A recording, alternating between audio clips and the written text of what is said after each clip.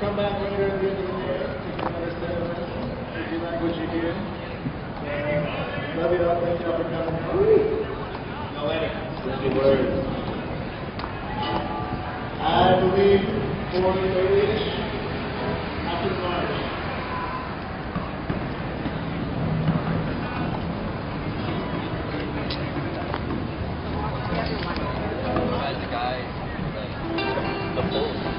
There's a job. There's a pool. Right. You can have a bowling as a job. You can have a. Wonderful. After we have march through downtown, back here for music. So right now I'm going to go ahead and introduce the Raging Grannies to bring up another I went down by the police station. before we really They had the ice cream truck. I didn't see the battle truck, but they had the ice cream truck out, and they had all the battle wagons parked right behind it. Okay, it's good to know, Rich. I've seen a lot of cops on the way up here, over around the corner, a bunch of cops and pair of horse cops. Joe, you should have cruised by the police station and seen all their battle wagons parked out there. I know and they have the ice cream truck, and they're ready. Right. Joe, I heard, they might, or some folks might try to reoccupy. I don't know, Rich. We'll see, though. Maybe, that might be the word, but we'll see. Yeah. So basically everybody's going to go home after the march is over? Well, I think there's another rally across by the Lloyd Center going on. Some union, IWW, something like that going on. That's where some people are going to go over by Lloyd Center. Holiday Park, I think. No, that's at 4. At 4? Yeah. So that's where I might head to, too. There's no free access. I know. I was thinking a lot about that today. Yeah.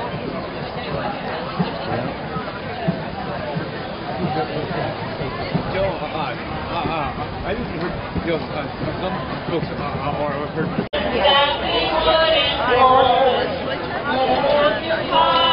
Portland did arrive. The movement here is still alive. Occupiers speak wisdom we can hear. You made a place in history that's clear. You call out injustice, that is why we thank you, Portland occupied. We give you thanks, our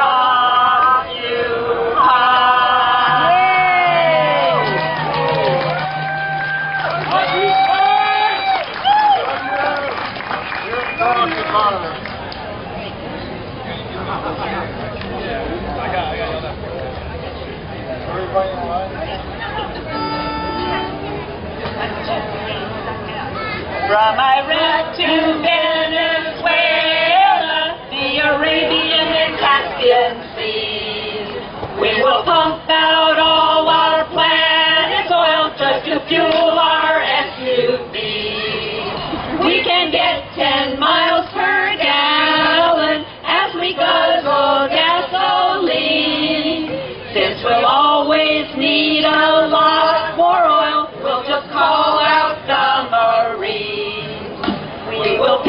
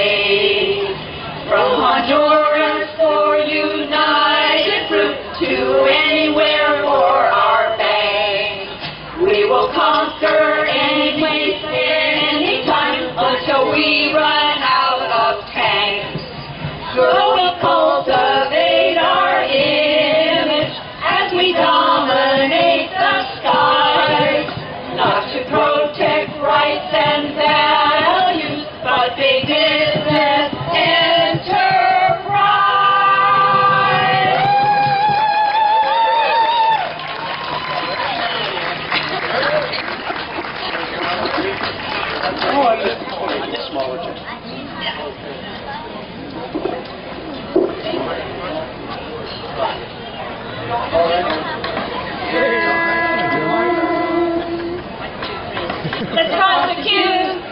prosecute all the Wall Street banksters now. Let's prosecute, because they cheated us and how. And if they have more lapses in paying all the taxes, we'll put them all in jail and never give them bail until they restore all the laws that will protect us all. The Lord denied, who tells the Congress, listen here, restore the laws, and regulate those renegades, or else we'll box the ears of those greedy financiers and put those banksters all in jail. We really get it. Put those banksters all in jail.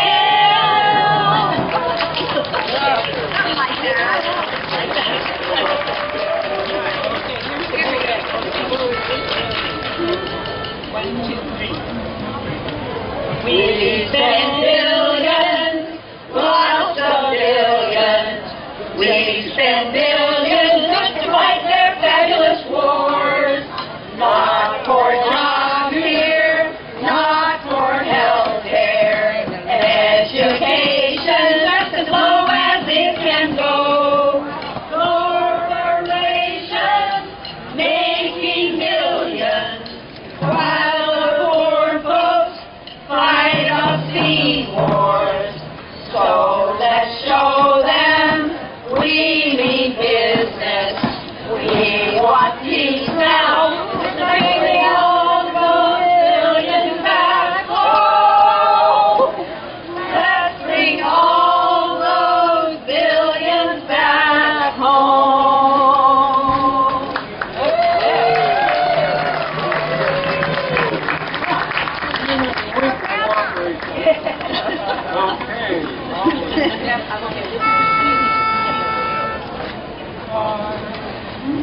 One, two, three. I want to be a corporation. Then house profit hills will shine. I'll be a person who makes our country worsen. For taxes I won't pay a single dime. When I'm a full-fledged corporation, I'll break the law and not get fined. I'll buy the Supreme Court, they're my best cohort, my pals and my partners in crime. I'll buy the candidates that you can bet by pulling strings on elected marionettes. If I were a giant corporation, I'd send all the jobs right overseas. I'd lead the cheering for war profiteering, sell homes to any country that I please. I'd buy the candidates that you can bet by pulling strings on elected marionettes. Hey, out there people, are you listening?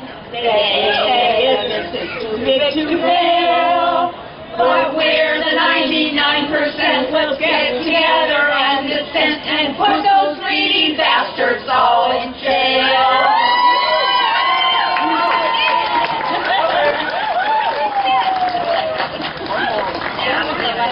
Okay, so this next tune has a chorus that I'm sure will be familiar to you. So we're going to sing it line by line and have you join us.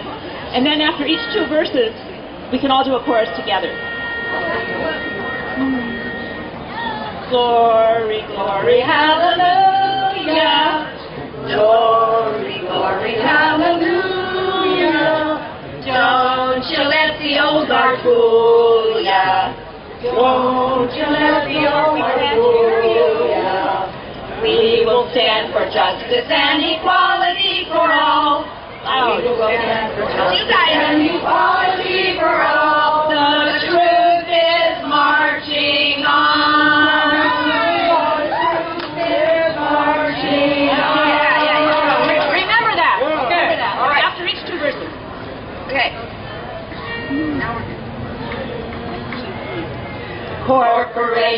When the world is plain and it is clear, they merge and they acquire, so the small fry disappears.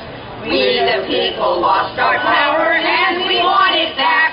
We know Wall Street is on the wrong track. The 99%ers pay the biggest part of tax, while the 1%ers find the loopholes and the cracks. Lobbyists keep their friendships with the politicians tight. Raging grannies say, not right. Glory, glory, hallelujah. Don't you let the oligarch fool ya. We will stand for justice and equality for all. The truth is marching on. Wall Street banksters sold the loans and they do not regret that people lost their homes because they cannot pay the debt. Banksters still get bonuses that makes us want to shout. Didn't we just bail you out?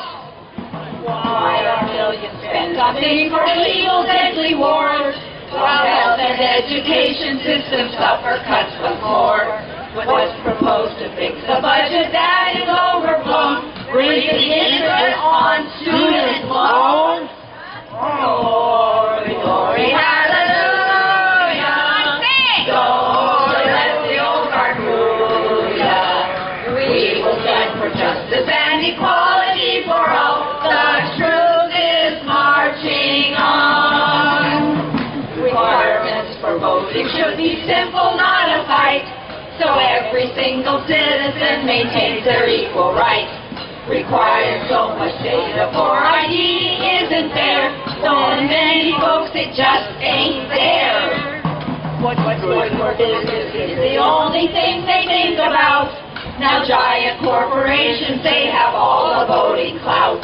Now Citizens United took away our equal voice. We no longer have a choice. Glory, glory, hallelujah. Sing it out. Don't you let the oligarch rule ya. We will stand for justice and equality for all. The Fully controlled credit unions. sing on. We need to work together, and we're still learning these lessons.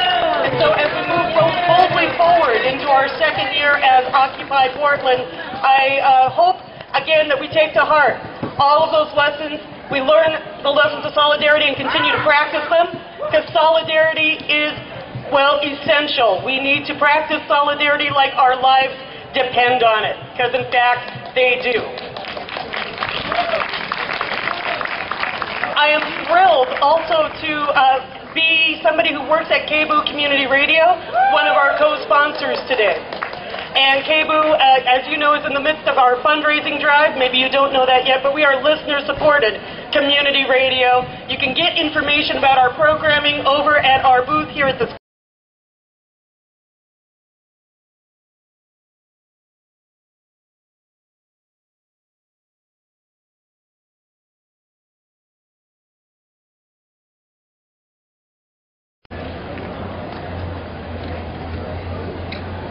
Thank you, Portland.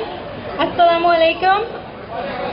Peace be to you. That's our Islamic greeting to all our Portland friends here.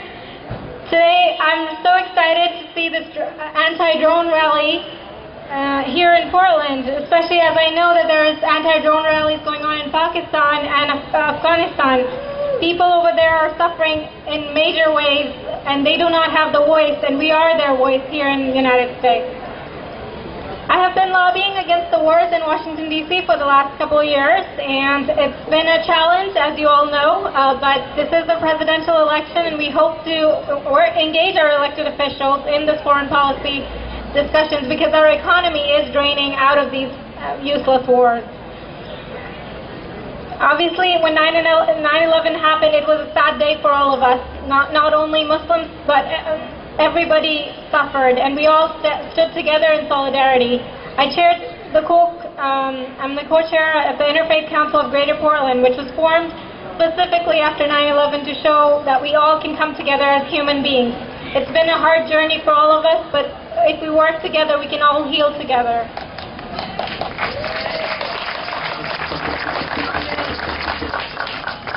Sadly, since 9/11, 6,500 soldiers have died in Afghanistan and Iraq. That number is twice as many people who died on 9/11. We need to end the troop casualties and bring all of our soldiers home.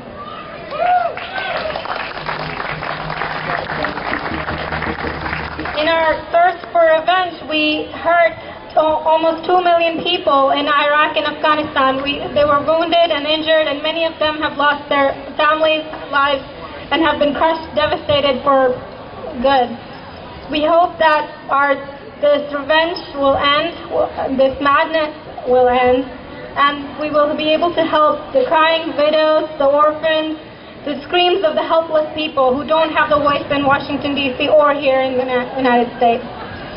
The U.S. foreign policies and warfare upon the Middle East and Muslim world have been very much not appreciated by the Muslim world, to say the least. They have the right to self-determination. The Arab Spring has been rising. Several Muslim countries are fed up of the U.S. oppression in their countries. We hope that as American Muslims we will be able to engage with our elected officials and help develop the foreign policies. Nobody likes being told what to do, and neither do we have to force our opinions upon the other side of the world. We hope to appoint American Muslim diplomats in Islamic countries. The recent assassination of the Libyan ambassador was a strong call for us to look at our foreign policy and engage Muslim Americans to help with our diplomatic missions abroad. The ethnic cleansing that's been going on and the genocide in Syria and Burma and other parts of the world, the U.S. has an amazing role to play in helping end these conflicts. Sadly, we have not been able to help them. I hope that as this movement grows, we will be able to help the people around the world and be known as peacemakers, what we used to be known for, not the aggressors around the world.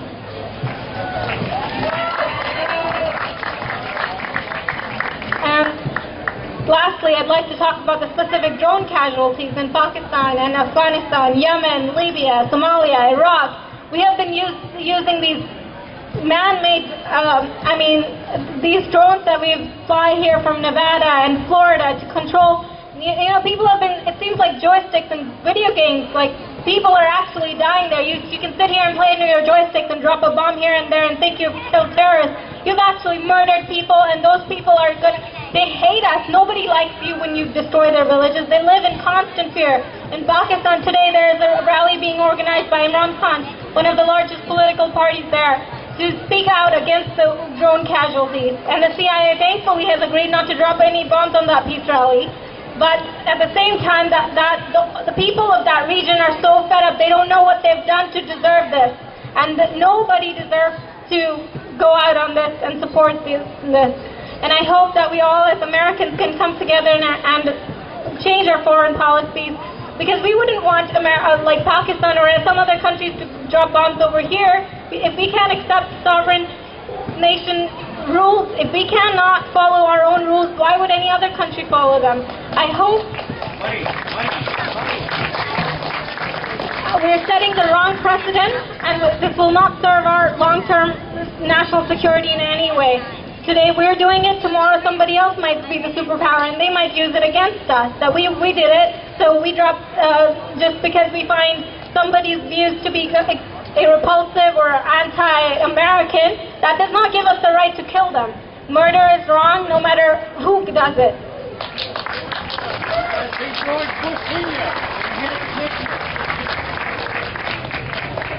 Go see Kishner. In conclusion, I just want to urge, we have a very important election coming up. The U.S. presidential election is going to be interesting. I know many of the people over here have not been very active, but we have to raise our voice through the political process as well. We have to engage in the process. It may not be the first thing that comes to mind, but it's the least we can do. I believe we have to talk to Mitt Romney, we have to talk to President Obama, we have to engage all of our elected officials and help bring all of our troops home. We have an 1,800 soldier deployment coming up here in the Oregon National Guard. We should not be sending any single one of the soldiers from here or in Oregon to Afghanistan. They do not deserve to die over there. They don't deserve to suffer. I'd really like to thank you the organizers, and thank you all for coming together. I know many people around the world are watching this, and they really appreciate all of your efforts to help give them a voice. And so, please, God bless you all, and thank you, and keep up all your efforts. And that was Saba Ahmed. The RNC and DNC just a month ago. So welcome, Karen. I'm so glad to see so many people here, and I'm so glad we have such a beautiful day to let people see that we care and that we're one. So I want to talk a little bit more about the drones that Saba talked about. You know, they were originally just for supervision, surveillance, and then more recently, they've made them into lethal drones. So Saba said all those different countries that they're being dropped, and we have 35 people With the Code Pink delegation in Pakistan now. They're going to be walking in southern Waziristan to meet the people who are victims, who live with this 24/7. There's drones that they can hear flying overhead, and they never know when they're going to drop and if they're going to be destroyed.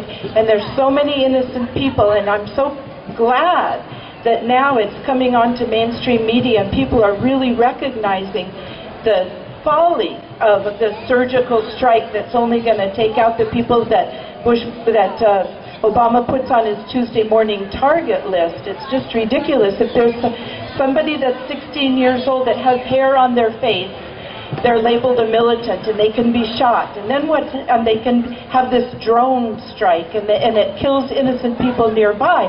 And then when the humanitarians come, either the Pakistani humanitarians or whatever country, or the people that are there with NGOs, international NGOs, the medics, they come to save those people, and then the drones drop again because they figure if those first people they killed were bad, well, the people that are trying to help them must be bad too, so then they shoot those people.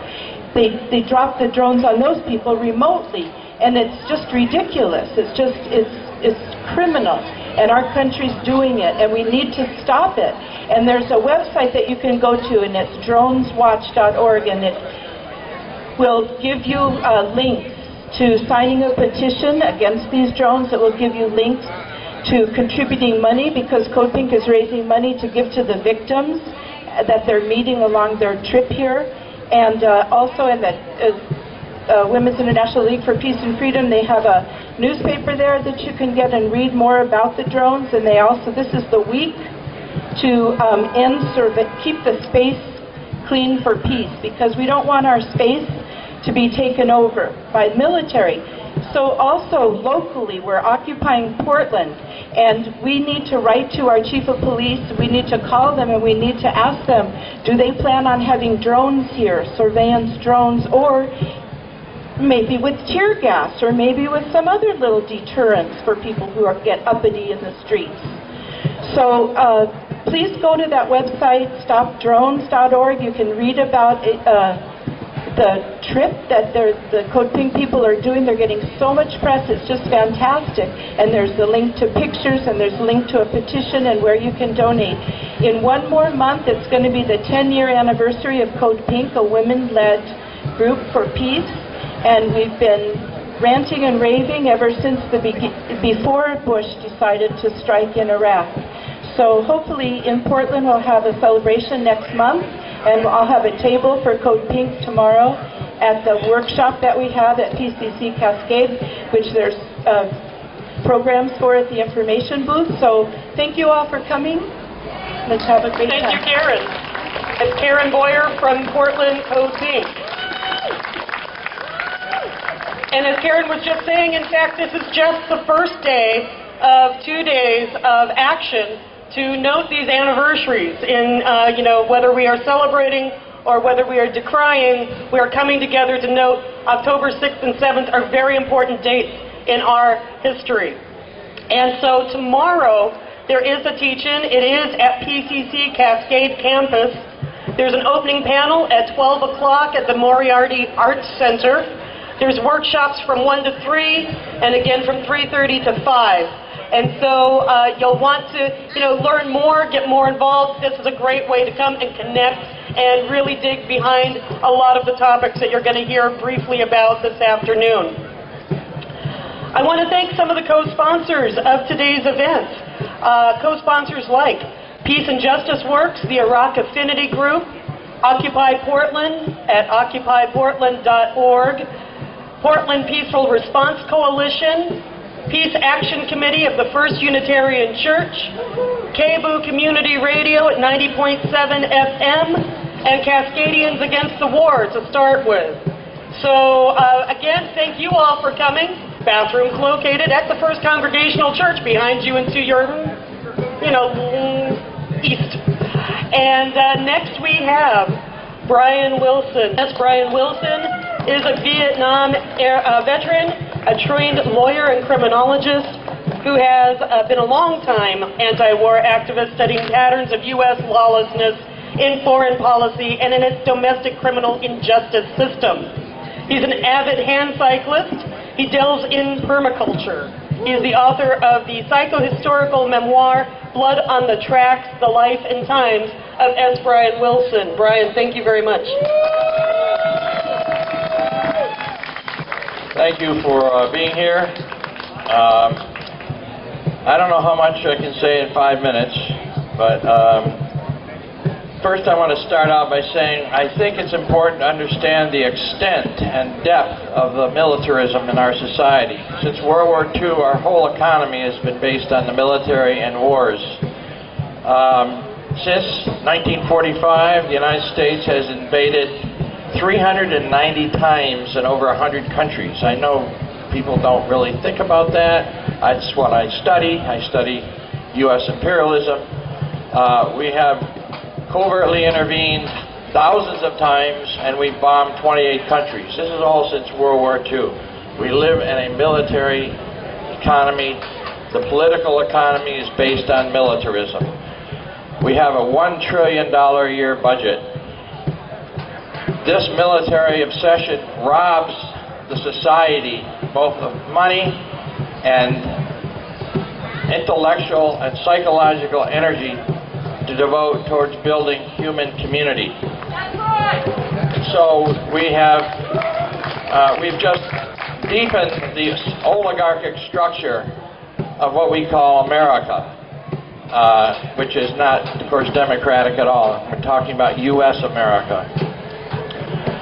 And this system thrives on creating tensions because the profits all come from the wars. The wars and the military spending just continually deepens the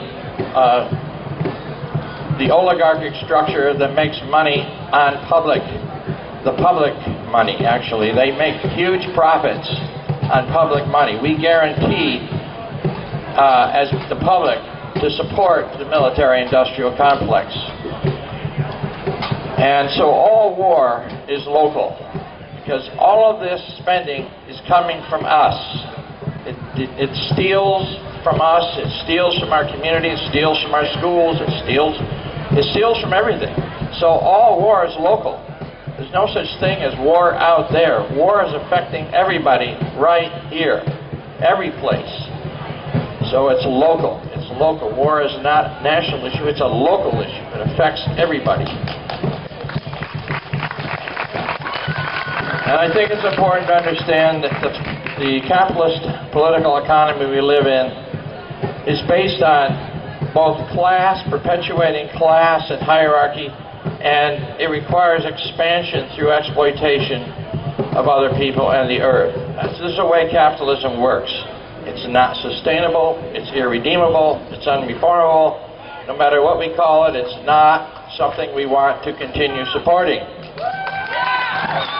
Thus, we have to also then look at ourselves.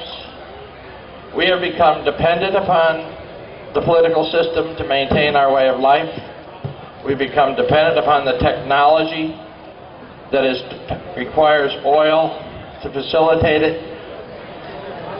We have become distracted by all kinds of entertainment and television and the political system itself is a big distraction. In my view, really distracts us from becoming real nonviolent revolutionaries. And so I would say that we have to take responsibility for redesigning or incorporating into ourselves an eco-consciousness, and understanding that everything is connected at every moment, everywhere. And that requires, in myself, and I'm sure with most people, a radical shift in the way we have been conditioned to think. We need each other. That's why we have Occupy. Occupy is a dramatic shift from business as usual, thinking as usual, where life becomes perceived as more horizontal than vertical. Leadership is shared, and we actually have to create the new paradigm wherever we are. Every Occupy group in the world is basically rediscovering a new paradigm, because the paradigm we grew up with is totally destructive. And I'll conclude with this. The system, the political economy we call capitalism, and the society we call the United States, and Western societies in general, need to collapse. Without collapse, we are destroying everything. The system is destroying everything, and there's a few of us that are benefiting from it, but mostly we're not benefiting, and most of the people are not benefiting. The Earth's not benefiting. It's not sustainable. So the sooner the system collapses, the better chances we have of survival. And we have to therefore create the new paradigm in the interstices of the existing society. We create the new society here. That's why it's Occupy Portland, not Afghanistan. Thank you. That's Brian Wilson.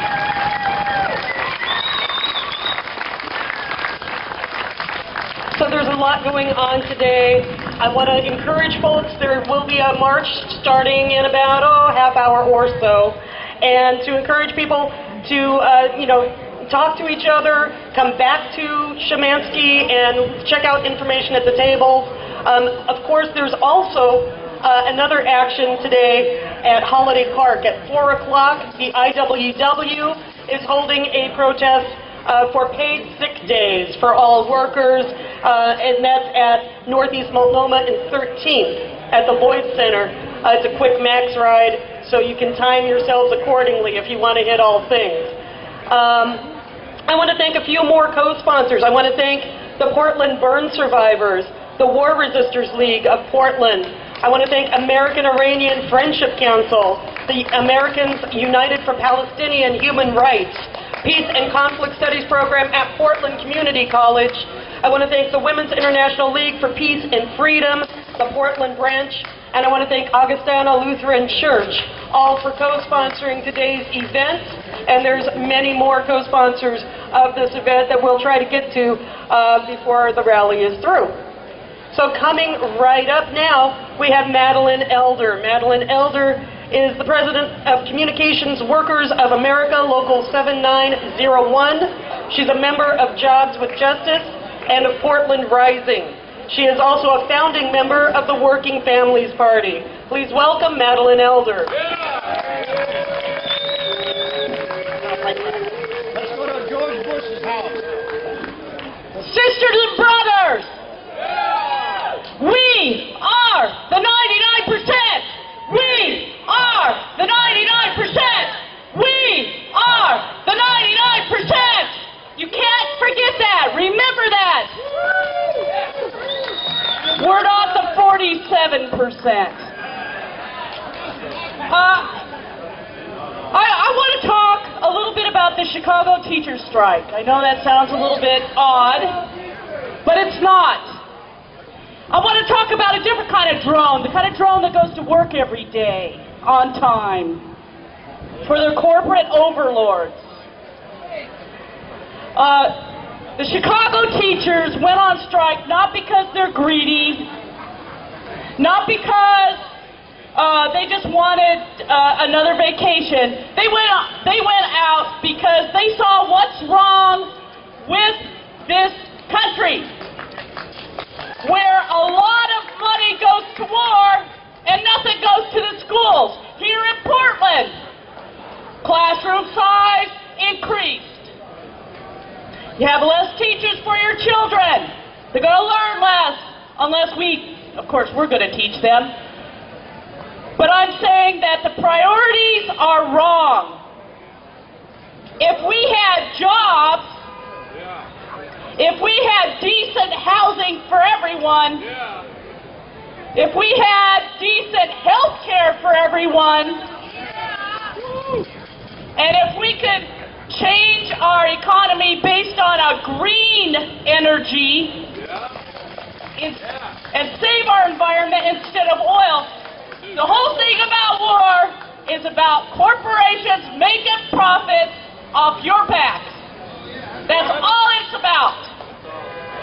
The workers at Walmart are starting to rise up. The Chicago teachers rose up. It's time that we all rose up. It's time that we looked the corporations in the eye and said, the hell with you and your profits. We need money for our children. We need money for homeless people. We need money for education. We need decent jobs that are green jobs. That help this society. We don't need plastic crap, and we need to get off of the oil. All right. Boy, that was a good rant. I want to thank everyone for coming out today. We really need to stick together. You know, labor's out there. You don't see a whole lot of labor here, but I have to say, they're here. There are people here who stand up to the bosses. I know all of you will do that, because who are we? We are the 99%. We are the 99%. We are the 99%. Thank you. Thank you, Madeline Elder. I want to thank some more of our co-sponsors. I want to thank Right to Dream 2. I want to thank Right to Survive. I want to thank Recruiter Watch Portland, Little Light of Mine, the Friends Worship Group. I want to thank East Timor Action Network Portland, Portland Justice, PDX Justice Media Productions, Freedom Socialist Party, Oregon Wildlife Federation, Back to the Wall, Veterans for Peace, Chapter 72. I want to thank the Cascadia chapter of the Pacific Greens. I want to thank Portland Alliance, the Flying Focus Video Collective, Radical Women, the People's Activist Cafe, Women in Black, Oak Grove, Peace Vigil, Shelley's Garden, 18th Avenue Peace House, and Living Earth Gatherings.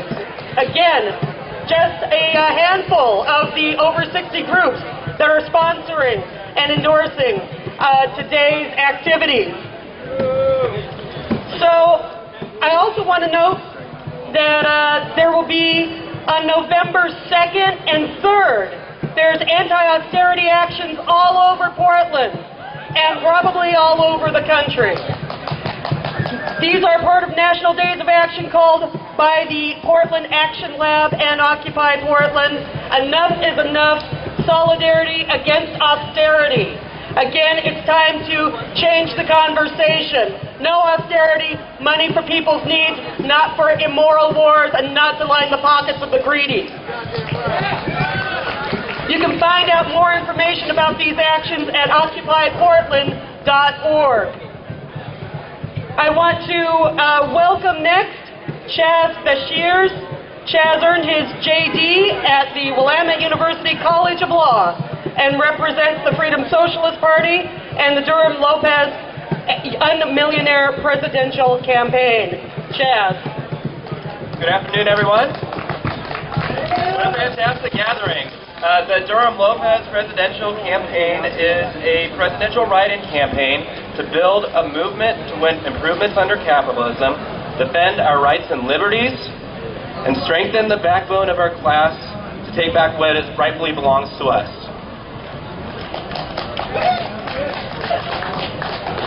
I'm here today because I'm outraged by the escalating attacks on civil liberties and constitutional rights.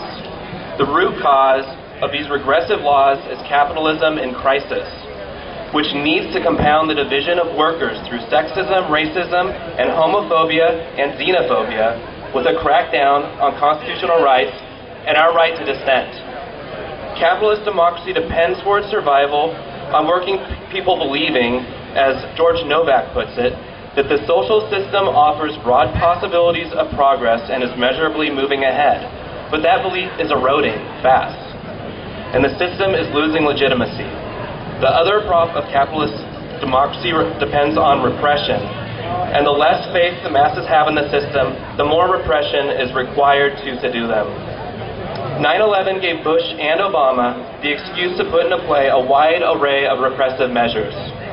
Under the guise of a war on terrorism, a war is being conducted against workers' democratic rights. Anti-terrorism has become the paranoid rallying cry for war and reaction that anti-communism was for the prior century. Bush and Obama's Patriot Act effectively does away with the right to privacy while giving the FBI, the CIA, INS, and other police agencies sweeping new authority. It creates a loosely defined crime of domestic terrorism. This criminalizes any protest of the rule of profit, whether it's speech or civil disobedience. It allows government to label these groups, call it criminal activity, and spy.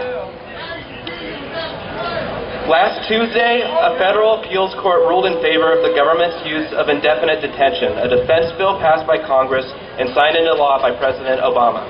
Under the guise of fighting terrorism, the last two administrations have filled the concentration camps and torture chambers at Guantanamo Bay, other detention centers, and numerous secret sites with people who had nothing to do with 9/11, terrorist activities, or wars people are being filled into. This is meant to frighten us into accepting a massive curtailment of everyone's civil liberties. But people are fighting back. Cases brought on behalf of Guantanamo detainees by lawyers from the Center for Constitutional Rights, National Lawyers Guild, and others are the background for epic legal struggles. The crackdown on dissent is happening right now, and so is the fight back. First they came for 23 socialists, anti-war, and union movement leaders in the Midwest. Then they came after Carlos Montes, a respected Chicano union and immigrant rights organizer in Los Angeles, and raided homes of anti-NATO March activists in Chicago. Now they've targeted the Pacific Northwest, including several homes of suspected anarchists, and issuing grand jury subpoenas. I'm sure you remember this on the news. One of the targeted, Matt Duran, has been jailed for refusing to testify. People have organized to defend anarchists, anti-war activists, the right to protest government policies, and they form committees. The Committee to Stop FBI Repression sprang up to defend anti-war activists in Minneapolis. And the Committee Against Political Repression is a local Pacific Northwest group active in Portland formed to defend raided anarchists and their resistance to testifying before a grand jury. Our arrested, raided, robbed, and subpoenaed comrades, most of them women, have met police state intimidation steadfastly. No one has agreed to name names or testify to a grand jury. This makes it hard for the poor FBI to file bogus charges and extract information it's not entitled to. Hundreds of civil liberty groups and human rights groups are collaborating to publicize these witch hunts and to organize resistance to them. Their message is, don't talk to the FBI or grand juries. Fight back with alliances in the streets and in the courts.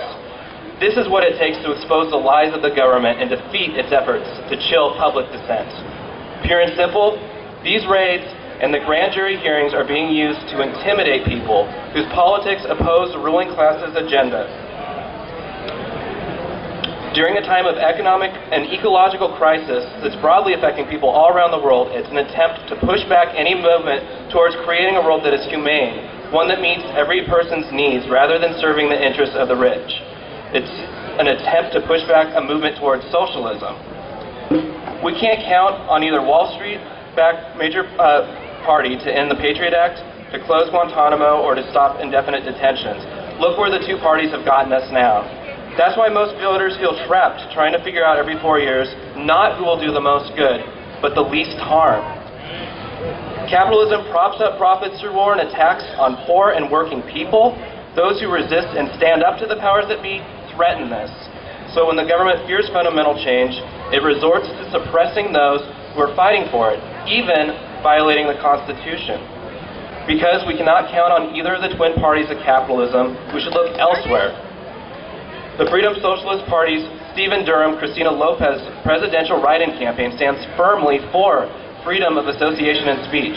It calls for repealing the Patriot Act and indefinite military detention of U.S. and foreign citizens, dismantling the FBI, outlawing covert police spying and repression of free speech activities, including those of international solidarity groups and Occupy Wall Street, and freeing all political prisoners. Ultimately, we need a socialist revolution. Socialism is a system of democracy, planned economy, and equitable distribution of wealth. It requires a movement with a working class program and working class leadership to throw out their CEOs and their cronies. We ask voters on November 6th to vote for the greater good, not the lesser evil. Please stop by the table for the Freedom Socialist Party and our sister organization, Radical Women, and talk more to us. Thank you, Shaz Bashir. And again, more people to thank. We want to thank the American Friends Service Committee. We want to thank Oregon Physicians for Social Responsibility. We want to thank Portland Jobs with Justice and the PDX Bike Swarm.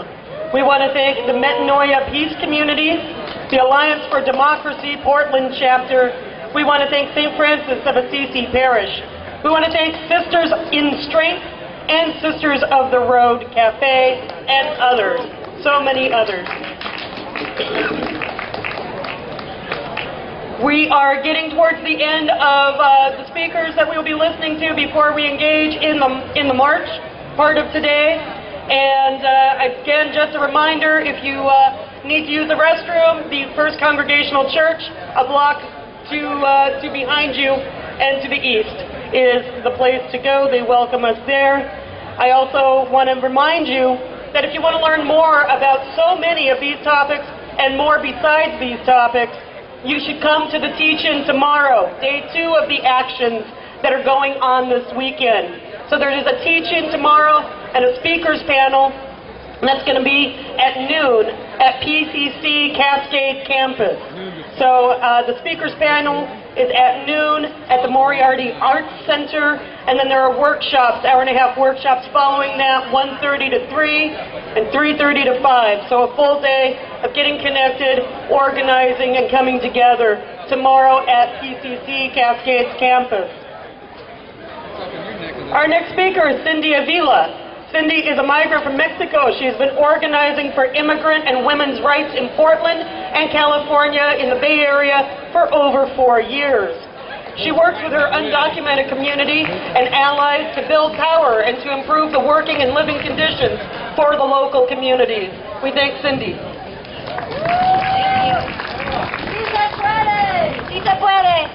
So I'm here and I'm dedicated for social justice because I see how our immigrants and undocumented and working class communities are under attack daily due to racist legislation, dehumanizing and unjust laws that separate families and displace working people of color. The economic reforms prompted by the U.S. government through trade agreements such as NAFTA and international financial institutions have forced and continue to force people to be displaced and migrate to this country. Not only has this economic and political system caused displacement and forced poverty globally, but it has also managed to impose structural and institutionalized systems that exploit, profit off of, and create vulnerable communities in our society. Just looking at the term illegal accurately describes how unequal our economic and social society really is. This racist and dehumanizing categorization signifies how undocumented immigration has become economically embedded in U.S. society. Multi-dollar industries / corporations need undocumented labor to function. This capital system relies on displacement because it creates it.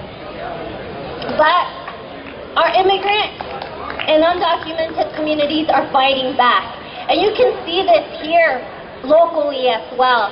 We have youth that are coming out of the shadows, parents for the first time engaging in civil disobediences across the nation. We have examples of parents in Alabama, parents in Florida, and recently in San Francisco, writing for justice and sharing their stories to talk about how it is to be in the system with this label and lack of resources, and also the difficulty in the work area, not having those rights that enable people to organize and collectively bargain.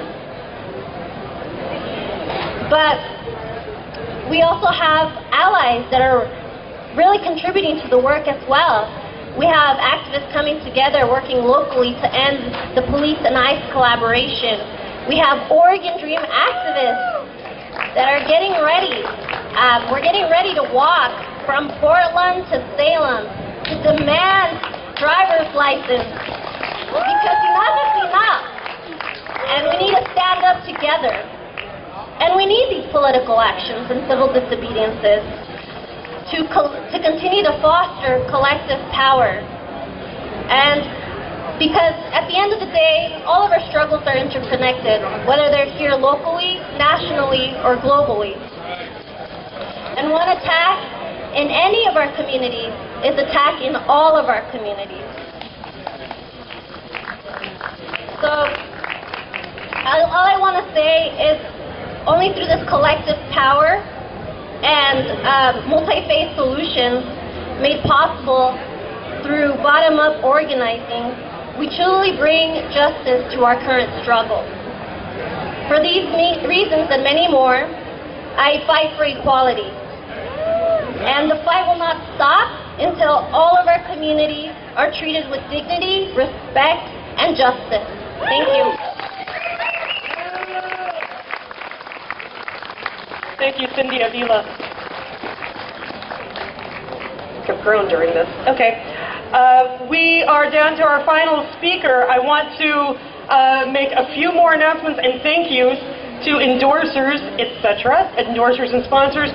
We want to thank Occupy Beaverton. We want to thank Occupy Estacada. We want to thank Vincenti's Pizza, Sister Spirit, Northwest Vets for Peace, Civil Liberties Defense Center, Portland IWW, Portland's Industrial Workers of the World, the Jericho Project, the International Socialist Organization, the Portland Central America Solidarity Committee. We want to thank No Nukes Northwest, the Portland National Lawyers Guild. We want to thank Code Pink Portland. We want to thank Occupy Gresham. We want to thank Occupy St. John.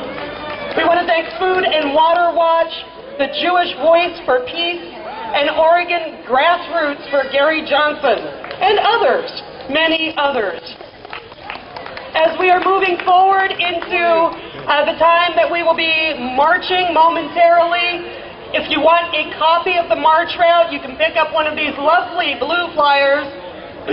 Jack is passing them out amongst the crowd. He's in the center. You can grab one from Jack. You can also get one from the information booth. All right, so I also want to say that, we do need some money to keep activities just like this going. So there will be, in fact, people collecting money. They will have buckets just outside the park as the march starts. They'll look a lot like this fellow. The bright green shirt, the bucket, the signs. Know these signs, and in fact part with some of your money, because it does take money to keep the movement going, to print things, to all of that. So, thank you very much for being here. I want to encourage everyone to give their full attention right now to our last speaker. We're about to hear from Ajamu Umi. He's an organizer who is engaged on the groundwork for political, economic, and social justice on 3 continents and the Caribbean. He is the chair of the Black Working Group in Portland, and he's the author of the social justice novel entitled Find the Flower That Blossoms. Ajamu.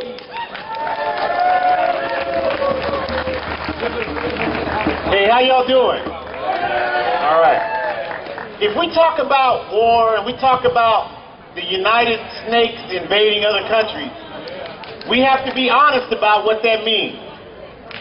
And what that means is we are 100% in support of the people of Afghanistan. 100% in support of the people of Afghanistan. Because y'all know, if somebody took up guns, black boot, stomped your door in, kidnapped your family, you wouldn't be saying, we have to support the truth.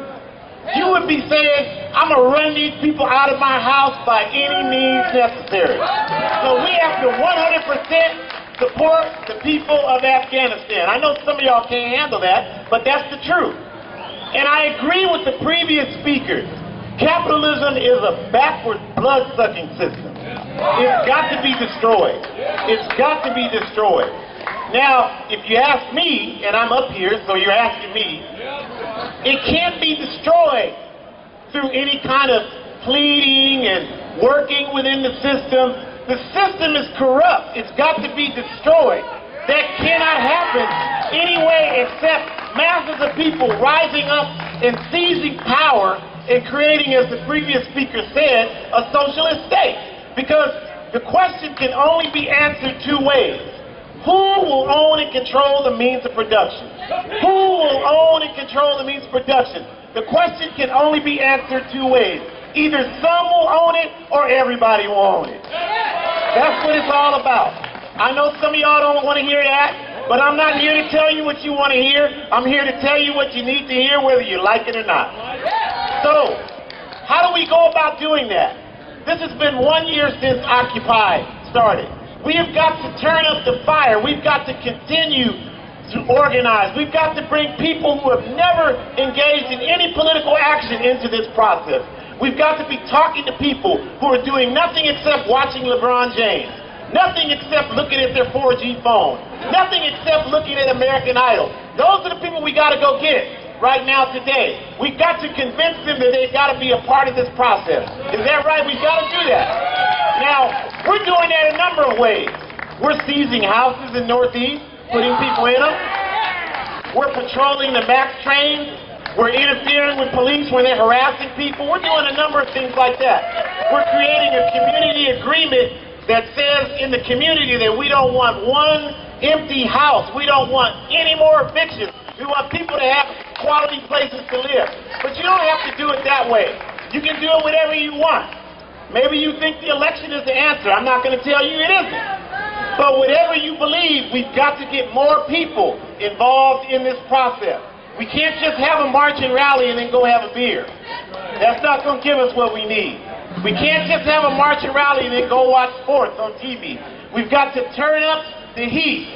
Your mother, your father, your sister, your brother, your bankrupt cousin next door, your children, everybody's got to be involved on some level in this movement. On some level. You got the holidays coming up. You can't just sit there and talk about Turkey. You got to talk about how this land was stolen from the native people. And we got to support their struggle for self-determination. You've got to take every opportunity to bring consciousness to this struggle. And we do that. If we stick together, if we don't let them divide us, don't look at me and say, well, he's anti-capitalist. I can't talk to him. You got to talk to everybody that's trying to make a positive difference. We've all got to talk and build this movement. So that's our task for today. When you leave here today, two things. No, number one, we've got to organize as many study groups as we can so we can study this problem and understand it. We can't just say, well, we got to bring the troops home. No, we've got to support the people of Afghanistan. We've got to support the people of Iran. We've got to support these people. Because you know if somebody came in your house, you'd want somebody to support you. That's just the truth. That's just the truth. We can't lie about it. We got to be honest. That's what people around the world are looking for you to do in this country, is stand up to these beasts, stand up to these monsters, stand up to these criminals, these thugs, and these crooks. Stop letting them tell you that young people that look like me are gang members. The gang members are the people that run this society. They're the thugs, they're the crooks, they're the criminals. Stop being afraid of me. You have nothing I want, and I have nothing you want. Whether you like it or not, we're in the same boat.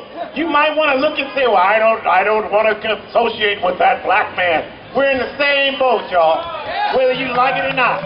Right here. You might have been a few steps ahead of me a few years ago, but right now, we're all looking around at each other right now. So we have no choice except to organize together and build. And we're doing that in our organizations here.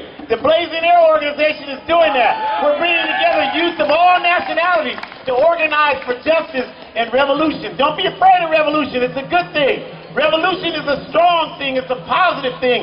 It's something we need to make positive change. Y'all know that because they taught you in school that there is an American revolution and you were supposed to support that. But when the masses of people rise up for revolution, now it's a bad thing? No, it's still a good thing. It's a better thing. Because we're more revolutionary than old George Washington and Pat Henry could ever be. Because they were stealing people's land and all we're talking about is justice. So that's all. Build study groups. Go to different organizations. Join an organization working for justice. Don't be afraid to stand up for truth. That's all we have is each other. Forward ever, backwards never.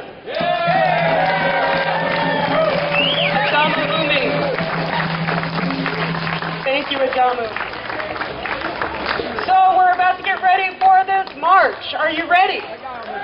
We need about 5 people who want to come forward and help to carry this here banner at the front of the march. We need about 5 people. If you want to be one of those, please come over to this side of the stage and meet with these fine folks that are now liberating the banner on the back of the stage. They will be wanting your assistance right about there. We also have signs at the corners of the park. If you did not bring a sign of your own, you can get a sign at one of the corners over here on either side of the stage and carry a sign. I want to let you know that the route is about 46 blocks long. It starts at this corner. It heads east a block on Salmon, then up Broadway with some chants at the Oregonian, then east on Columbia, north up 4th, where we'll hear a speaker at the City Hall and Wells Fargo area. Then we'll loop around the Occupy blocks with some chants again at Chapman and Lonsdale, and then chanting at the Federal Courthouse and Justice Center, looping around those buildings with more chanting at the World Trade Center on 2nd. Continuing up 2nd to Burnside, turning left, hearing a speaker from the Right to Dream 2 camp, and then heading up to Broadway with chants at Pioneer Square before returning here at about 3:30. There's going to be more music and more opportunities to talk with each other and build this movement. Again, tomorrow, more opportunities to talk to each other and build the movement at PCC Cascade. That's at noon. I hope to see many of you there for a teach-in and speakers panel. Right now, getting ready for this march and rally. If you want one of the programs for today with the, what do we call that, the routes printed within, you can get one from Jack holding them on high right here, right in front of me. Thank you all for coming, and we'll see you back after the march and rally. Of course, there is the paid sick days action as well at Holiday Park at 4 o'clock. Sponsored by the IWW. If you'd like to split off, it's an easy match right away, and you can accomplish many acts of solidarity in one day, fighting this corrupt system and showing that people really have the power. Thank you all for coming.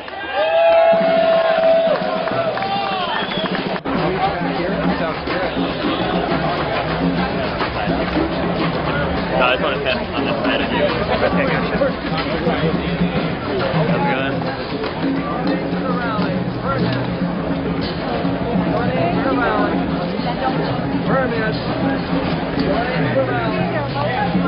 Veterans for Peace. Hey, what's up there, Joe? All right, chapter 72. That's us. That's good. Media outlet. Oh no! On by it. Here we go. I know, right? It's amazing. You gotta stop eating like this. Yeah, we really do. You know, we need to stop meeting like this, gentlemen.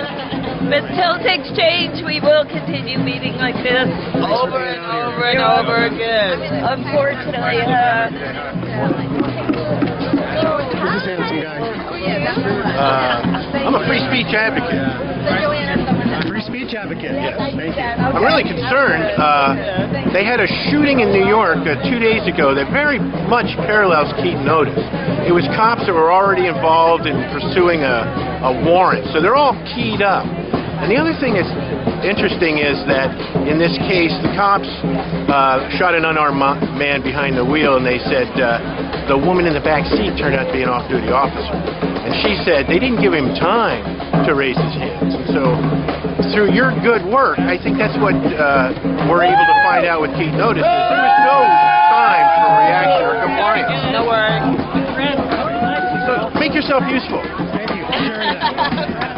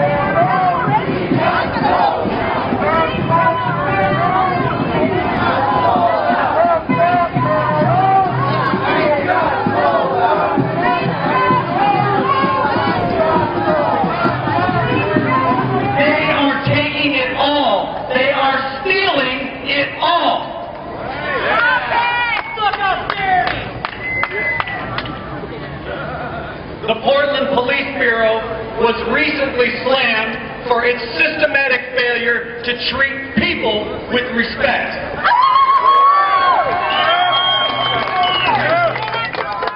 That pattern showed itself in those parks last fall, in Shemansky Park last winter, and it continues to show itself right here every day. Yeah, baby!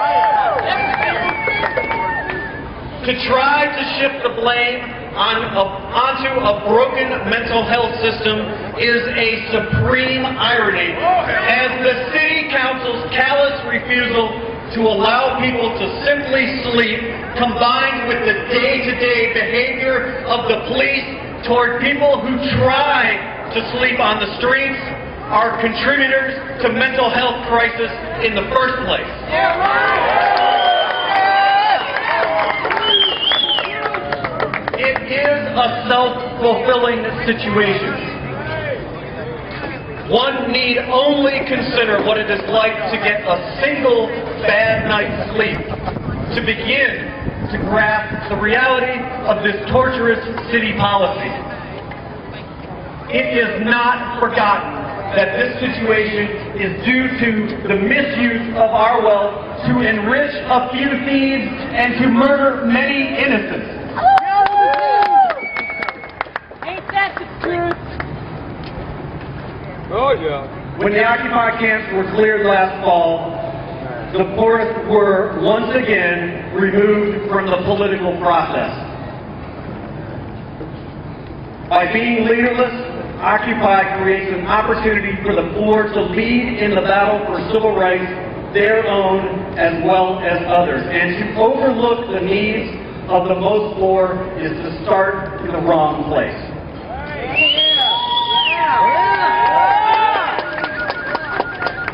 Before I join you and we remarch, I want to leave you with one thing.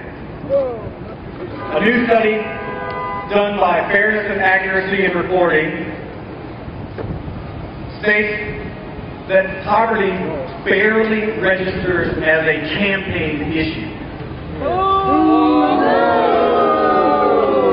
Out of 10,489 campaign stories over 6 months, 17 of them dealt with poverty in a substantive way.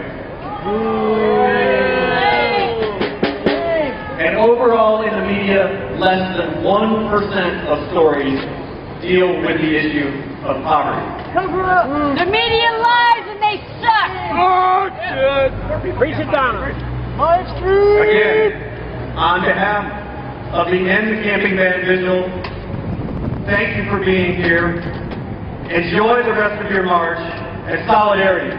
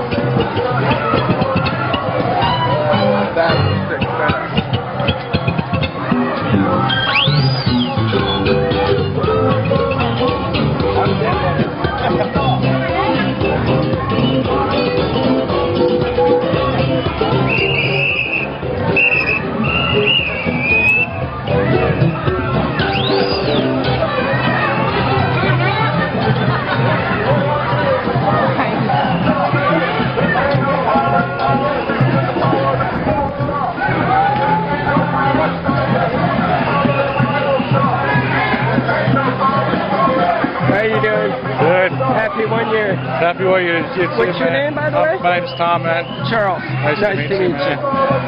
Hard to meet everybody. It's good they're all here, though. Yeah. I'm keeping an eye here at the start of this because these guys are going to come in here. There's a couple more to the side here. Well, I'm getting in. All right. All right. Peace, brother. Got video. Yeah.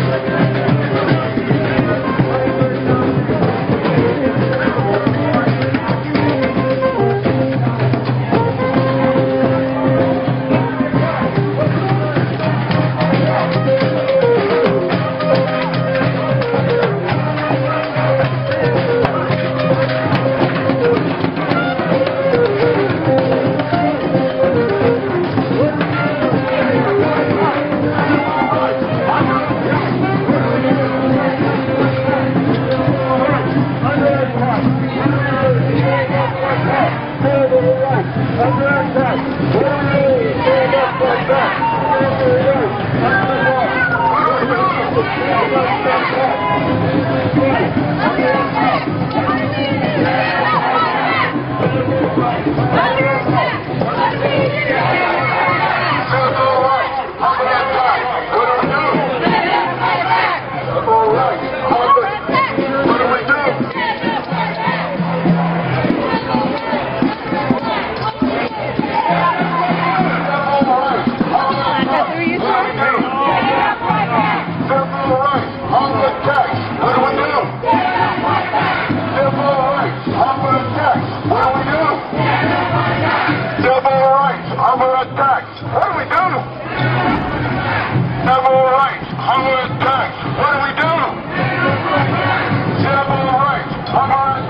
What do we do?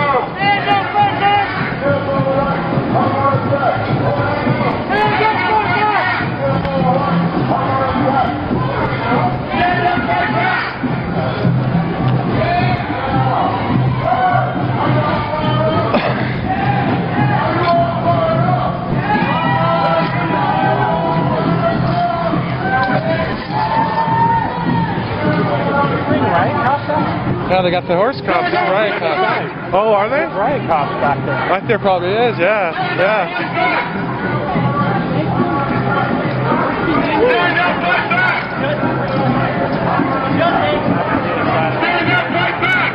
Yeah, gee whiz. Oh yeah. You got something up there. Yeah. It's a permanent. Sure, yeah.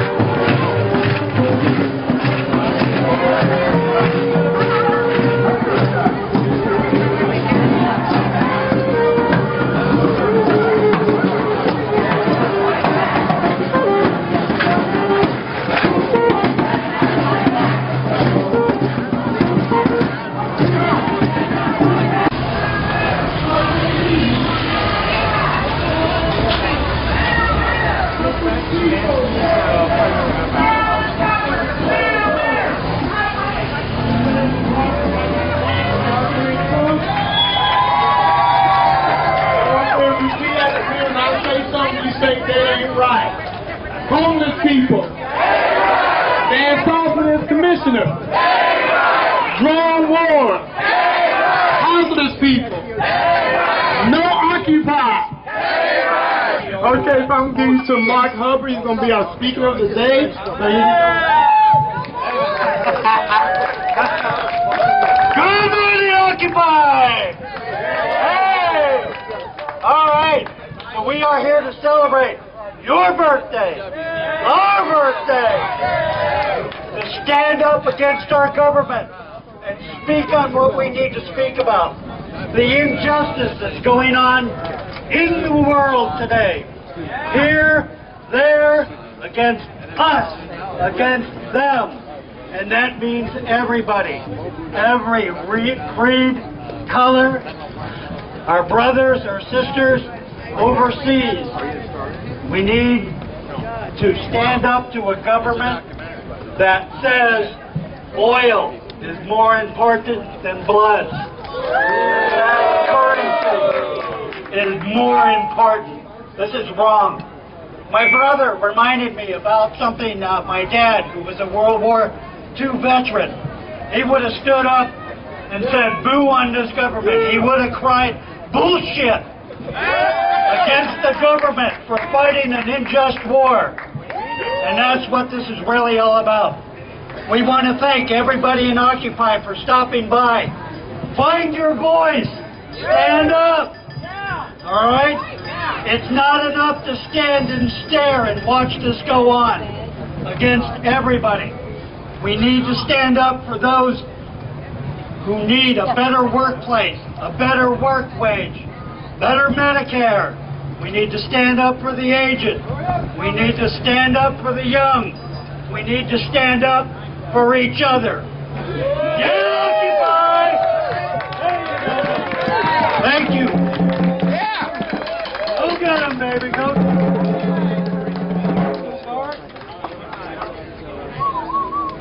Good afternoon, everybody. How's everybody doing? This has been a great march. We've had a great time. And now it's time to get down to some serious business as to why we are here. There's a lot of injustices that are going on, and corporations have taken over humanity. They have called themselves people. But people bleed. People get hungry. People are dealt with injustices in this world in which we are all now looking in the face of poverty. That is the conversation that won't be spoke about. Poverty. And it begins with your health care first, because without your health, you can't do anything. Is that right? If you ain't healthy, you can't go get a job. If you ain't healthy, you can't fight that case. If you ain't healthy, you can't provide for your family. So health care is why we are here. Economics, jobs. They talk about green jobs. Well, you saw the debates, and there was no discussion of such. It is our responsibility to push the conversation to green jobs, for a green economy. Don't you agree? So I can speak on and on, because I feel like this. Everybody in the United States of America needs to get a Social Security check, because we all got mental health issues. And that was brought on by this government to place issues of that nature on us. And now they want to put fluoride in your water. Fluoride is a way of controlling people. It controls people. It makes them docile. It cuts down the testosterone level in men. We don't want fluoride in our water. If it ain't broke, why the hell are we fixing it? Somebody wants some big bucks. The fluorine people who got a deal with the mayor and said, hey, we got a lot of excess waste over here called fluorine. If we can put it in the water, we can make $600 million. And they bit into it because this city is a business. And we have to look at it as being a business. We have to approach it as a business. And we got to beat business on business levels. Ain't that right? So we demonstrate today to show our displeasure with the movements of America. We demonstrate today to show our displeasure with the situation of Afghanistan. We can rebuild this whole nation. We brought all our troops home. If we brought all the troops home, we can rebuild this nation, our freeways, our highways, and provide jobs for our working family. People want to work. But as our good friend said,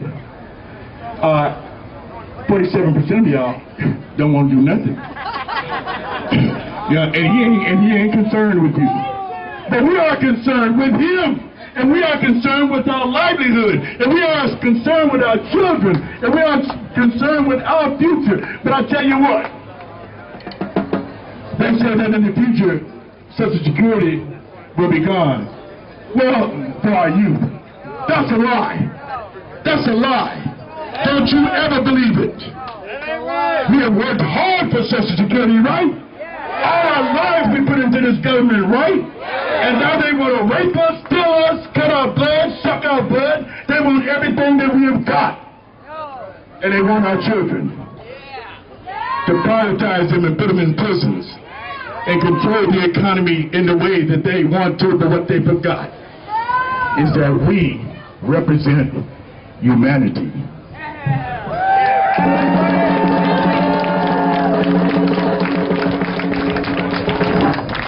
Let me introduce myself. I failed to do that because I got so enthralled with everything that's going on here. You guys are excited. Give yourselves a round of applause. I'm telling you, this has been a great march.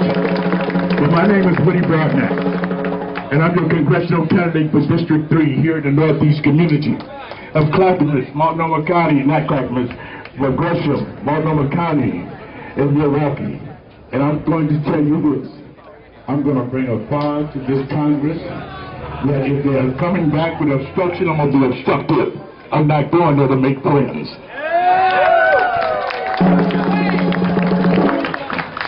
Hello, everyone. I am Mama Chewy. Power to the people. I am a dreamer and Right to Dream 2 behind me. And we are a houseless community. We also help the houseless. We give them food, we give them shelter, we give them resources. They get undisturbed sleep. I like this woman's sign, please lie, people die. Okay? Because they don't get no sleep. They don't get the things that they need. And that's why we are here, to help them get the things they need. Am I right? Power to the people! We are the 99%. And we also are having an open house at Right to Dream 2 Wednesday, October 10th. It is our 1-year anniversary. The city thought they could get us out of here, but they couldn't. We are still here, and we're going to be here for another year. So, kiss my behind.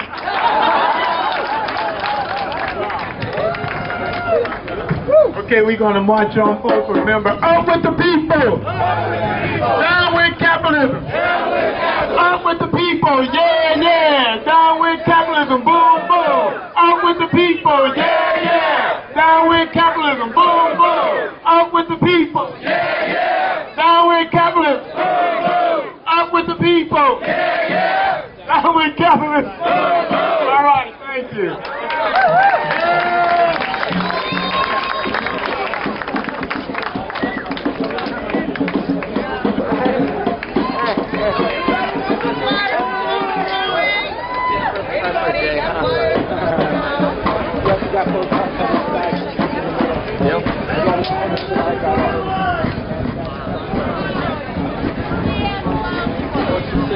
My mom's so hungry, you bitch! No, so you got me!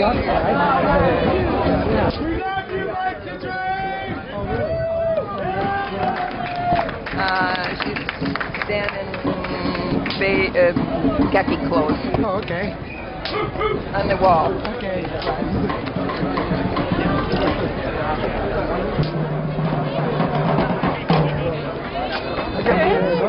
Good to see you. Here we are again. Huh? Here we are again. I've been watching a lot of your videos on YouTube. Good. But there's actually, I don't know if it was the glitch or if it was YouTube when it was loaded up. Well, yeah, I can't remember. Does one of them have like a big old black top? I think so. I passed it around, so I didn't want to take it down. Okay. But yeah, I was like later on. I'm teach you to do that at 2 in the morning. 2 in the morning? You better.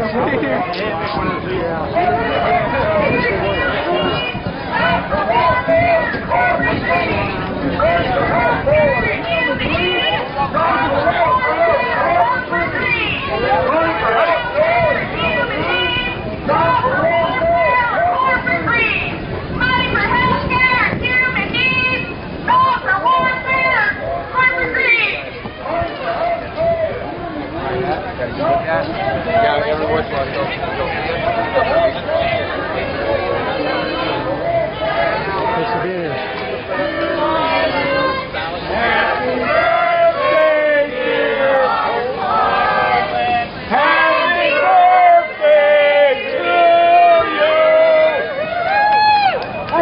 talking about? Whose street? Our street. Whose street? Our street. Whose street? Our street. Whose street? Our street. Whose street? Our street. Whose street? Our street. Whose street? Our street. Whose street? Our street. Whose street? Our street. Our street. Whose street? Our street.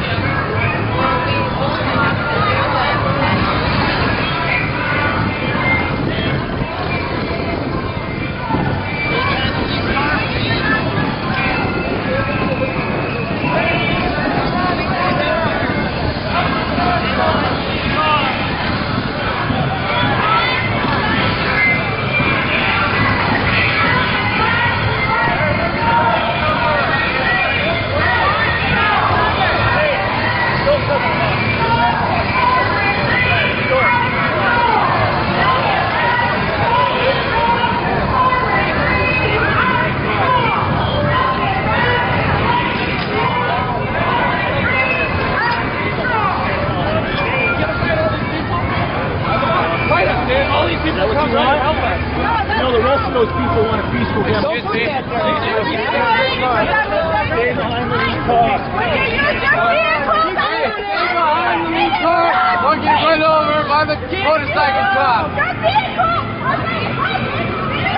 This is how she uses the bike. Just stay behind the lead car. No, bicycle as a weapon.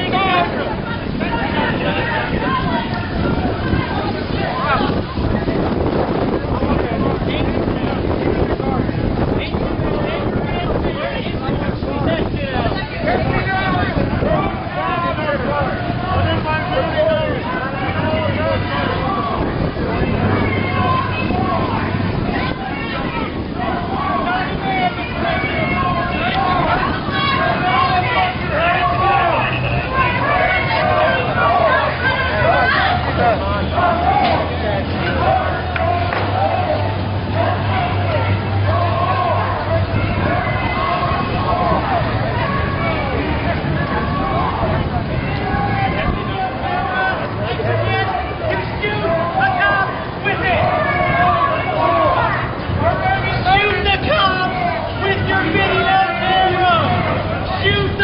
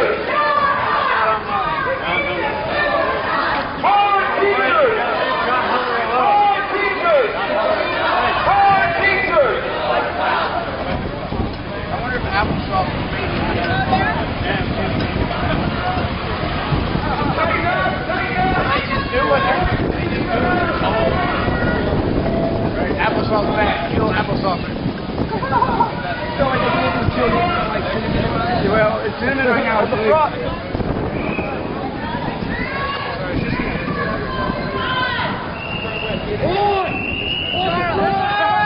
Stop up there! Let out! Sorry, you just caught up with me.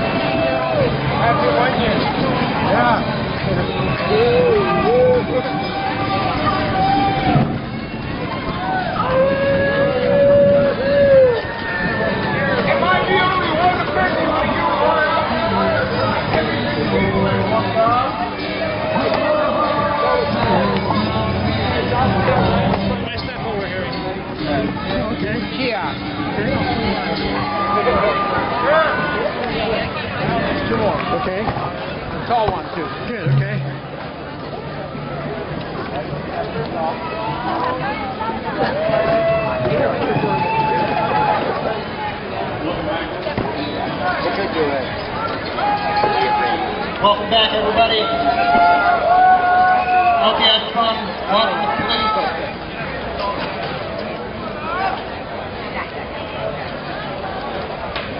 Occupy!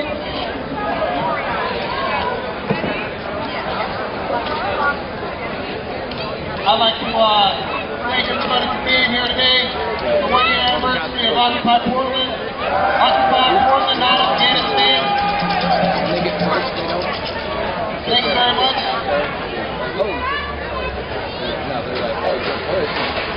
We have some music.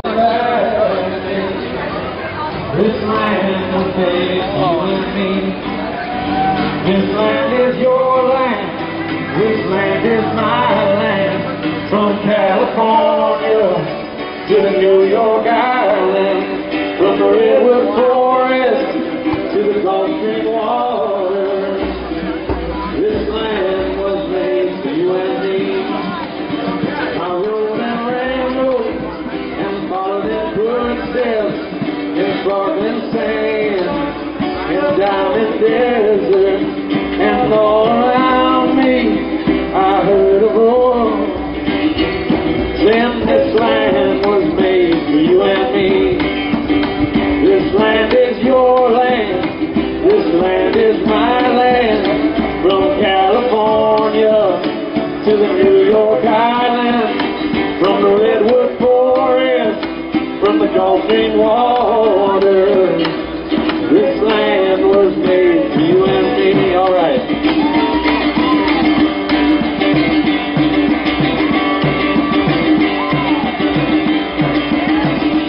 As I wander where the sun was shining through the fields, and the fog was lifting, and the clouds were rolling, and the voice was crying.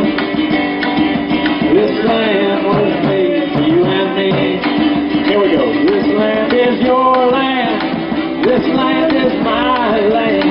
From California to the New York Island, from the redwood forest to the Gulf Stream waters. This land was made for you and me. And the river city is a shell of people. But really all is, I saw my people, and running and running. If it's true, if this land still made for you and me. This land is your land. This land is my land. From California to the New York Island.